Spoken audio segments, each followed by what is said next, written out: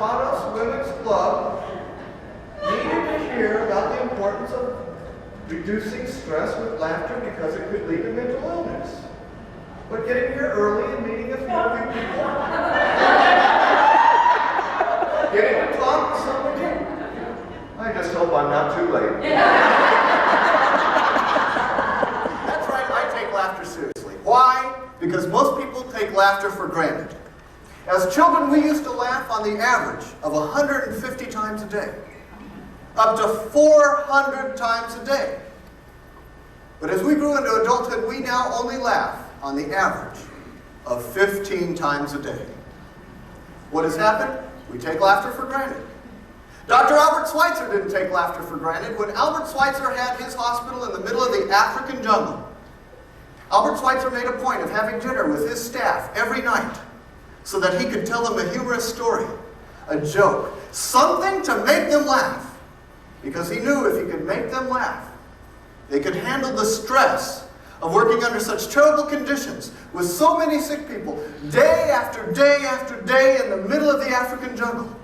Albert Schweitzer said, laughter is the nutrient of the spirit. But I have a confession to make. I don't have to go all the way to the African jungle to find stress.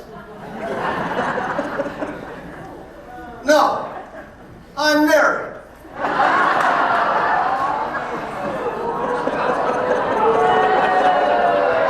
Probably create the most stress in my wife's life. When two people spend so much time together, there's bound to be stress. But experts say that laughter in marriage leads to marital satisfaction. Well, what does that mean? That means that we have to laugh more with our spouses.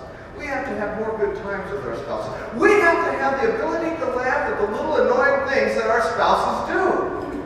Now, for instance, my wife and I have been married for over 12 years. And for those 12 years, I have been trying to train my wife to remember to put that seat back up.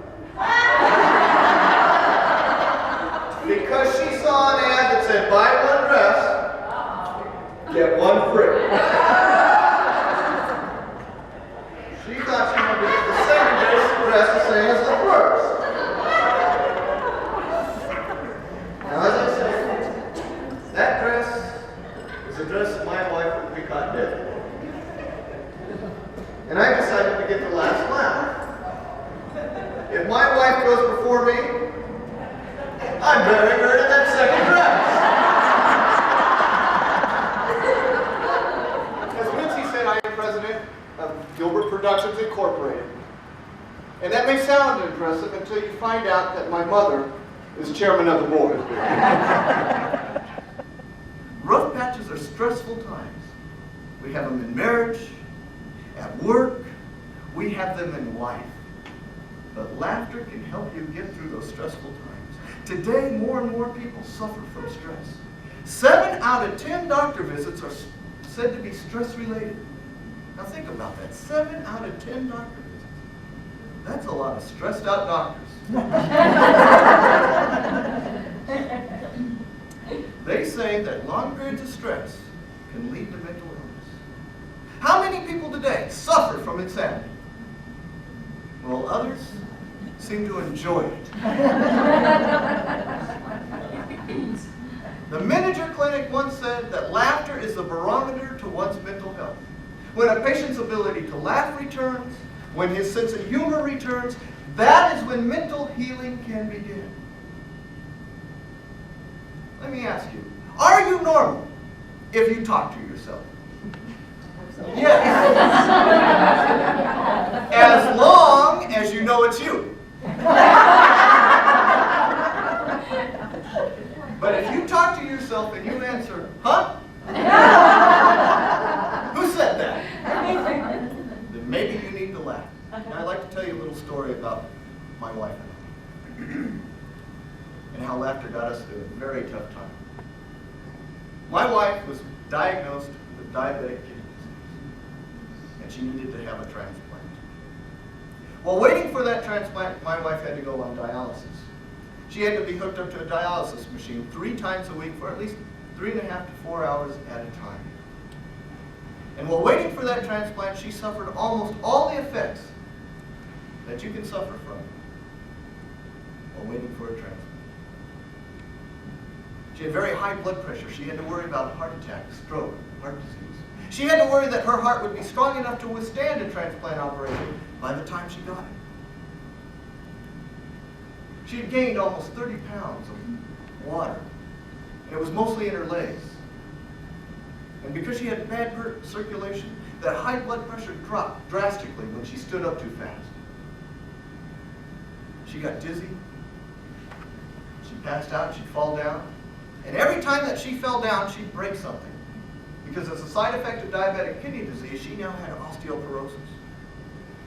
So she broke her pelvis in 3 places. She broke her heel. She broke her ankle so bad that they had to put pins, screws, and a plate in her ankle. She was confined to a wheelchair. She was in and out of the hospital every 4 to 6 weeks for 2 years with some sort of side effect of diabetic kidney disease. One morning, my wife woke up. She was blind in one eye. Could barely see out of the other eye. She had a detached retina. She had bleeding in both eyes. She had to have retina surgery, all kinds of painful laser surgery. And just as her eyes started to heal, the other eye went. More retina surgery, more laser surgery. Laughter got her through those very tough times. One time my wife was in the eye surgeon's office. She had to have some more laser surgery. We were the first ones right after lunch, and we came early. The doctor walked through, didn't see us in the waiting room, and he told his receptionist to go fire up the Barbie. In other words, turn on the laser machine. Well, he heard us laughing, and he came over and he said, "Oh, I'm so sorry, I didn't want you to think I was making a joke of your surgery." And we said, No, we need to laugh right now. And she laughed, and it made it easier for her to go in to face that painful laser surgery. July 2nd, 1994, I'm very proud to announce that my wife received a kidney and a pancreas transplant. She was the 9th person at UCLA to receive that pancreas transplant. And because of that pancreas transplant, no more diabetes. My wife has not had an insulin shot in 6 years. All the side effects that she had are now better. Her eyesight, almost 20/20 with a lens implant and contact lenses. She can see the drive to work. She gets on the computer at work. She works unbelievable amounts of hours, 10, 12-hour days sometimes, 7 days a week sometimes. Laughter got her through those very tough times. Even after she had her transplant, she rejected 3 times. And it all seemed like it was always on a special occasion, too. One time it was on her anniversary. Next time it was her birthday. And I wanted to do something to make her laugh. She was in the hospital on her birthday, and she had tubes coming out of everywhere. Her arms, down her throat, out this way. And I walked in with this huge cake I got from Sam's Club, the biggest cake I could find. I had big balloons, and I walked in with that cake, and I started to cut a slice, and I said, "Dear, what tube would you like me to stuff that down?"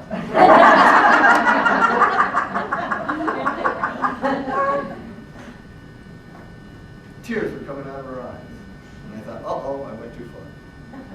Turned out to be tears of laughter, because she couldn't laugh. She had a tube down her throat. tell that my wife ever had a problem today is when she walks through that metal detector at the airport. And the plate in her ankle sets off the alarm. Not too long ago, my wife thanked me, and I said, "For what?" She said, "Because you helped me get through those tough times." I said, "Well, I took our vows very seriously in our marriage. We had sickness, and now we have health." She said, "It was more than that. You were able to make me laugh when I was down, depressed, feeling sorry for myself." I said, "Well, I'm a comedian. That's what I do." But laughter does get you through those tough times. And yes, we did have our pity parties.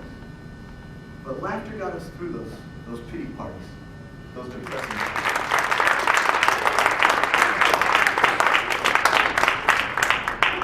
Before I go tonight, I'd like to thank AARP for having me here tonight. You've been a wonderful audience. And I'd also like to say that I recently went to a speakers bureau.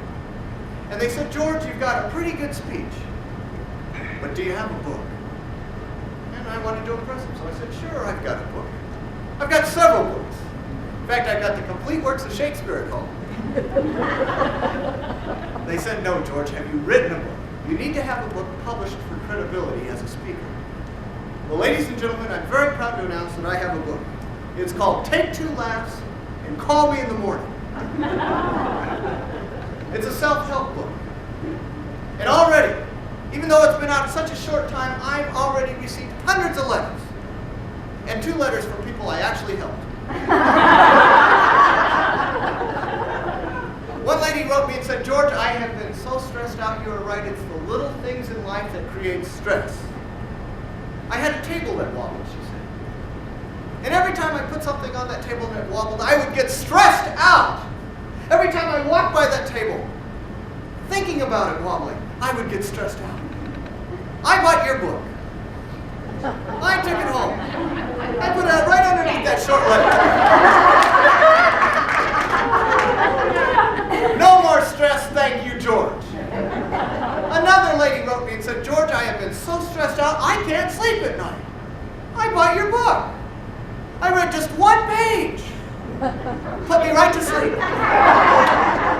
Thank you, George. The critics say that this is the type of book that once you put it down, you just can't pick up again." Well, what do they know? Now, I want to talk about the title, Take 2 Laughs and Call Me in the Morning. I have a confession to make. I did not come up with this title. My publishers came up with the title. See, I wanted to call it Laughter for Dummies. But they said that, "George, that sounds like your autobiography. No one's going to buy that." So they called it Take 2 Laughs and Call Me in the Morning. Now, I agree with the Take 2 Laughs part. But please, don't call me in the morning. No, I became an after-dinner speaker, so I didn't have to get up in the morning. In fact, I don't get up till 11:30 or 12. Actually, you can't call me in the morning, because after this book came out, I received an obscene phone from a reader, from a lady. Can you imagine that? An obscene phone call from a lady? Oh, the profanity that she used. I was so shocked. It took me 45 minutes to hang up. I couldn't believe my mom would use that kind of language. She read my book. Now, you will not find this book on a bestseller list, although I tried. Bought a whole garage full of them. In fact, my wife can't get her car in there. She is trying to get me to get some of these out of there. So today I brought a few, and I'd be happy to autograph them for $2. Okay, I won't give you more than 3. Now, it is true you cannot judge a book by its cover. It's not a bad cover. I wrote the cover. Just haven't finished writing the book yet.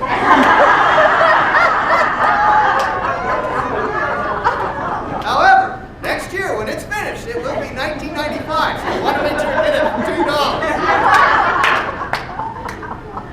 Now, I am not a doctor.